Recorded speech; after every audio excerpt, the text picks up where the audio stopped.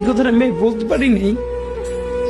আব্বার একটা মানে আপনি যদি বলেন যে আমার সারা জীবনের যেটুকুন সততা, সাহস, লড়াই, এটার দুনিয়ার সমস্ত শক্তি আমার আব্বা। আমি যদি কিছু হইলেও করতে পারি সততার সাথে, আল্লাহ যদি আমার রহম করে, তাহলে আমার ছেলে, আমার পরিবার, আমার ভাই বোন, আমার ইনকিলাব মঞ্চের ভাই বোন গুলো, এগুলো আল্লাহ দেখবে যেভাবে আল্লাহ এখন আমাদেরকে দেখতেছে। সুতরাং কারো কাছে আর কোনো প্রত্যাশা নেই। বরং আমি আমার পরিবারকে বলেছি যে আমার সন্তানের এখন বয়স 7 মাস, আল্লাহ আমাকে নিয়ে গেলে ওকে যেন ওভাবে প্রস্তুত করা হয় যে এই দখলদারিত্বের বিরুদ্ধে লড়তে হবে। আল্লাহ ওকে যদি বড় করে ওর সন্তান দখলদারিত্বের বিরুদ্ধে লড়বে, এই স্পিরিট যেন ওকে দেয়া হয়, এটা আমি আমার পরিবারকে বলেছি। The resistance will of course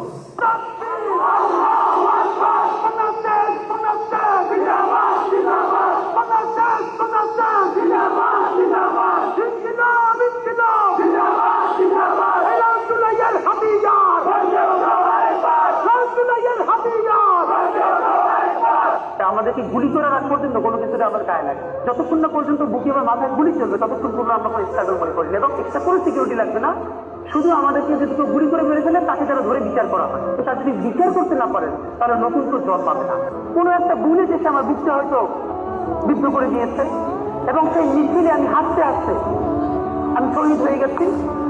এবং সবাই যখন মৃত্যুটাকে ভীষণ ভয় পায়, আমি তখন হাসতে হাসতে আল্লাহর কাছে ভীষণ সন্তুষ্টি নিয়ে পৌঁছতে চাই যে আমি একটা ন্যূনতম ওই জীবনটা লিড করতে পারলাম, যাতে সেই ইনসাফের হাসি নিয়ে আমি আমার আল্লাহর কাছে পৌঁছতে চাই। বিদায় বিপ্লবী সবুজ পাখি, জান্নাতে তুমি ঘুমাও নীরব। বিদায় বিপ্লবী সবুজ পাখি, জান্নাতে তুমি ঘুমাও নীরব।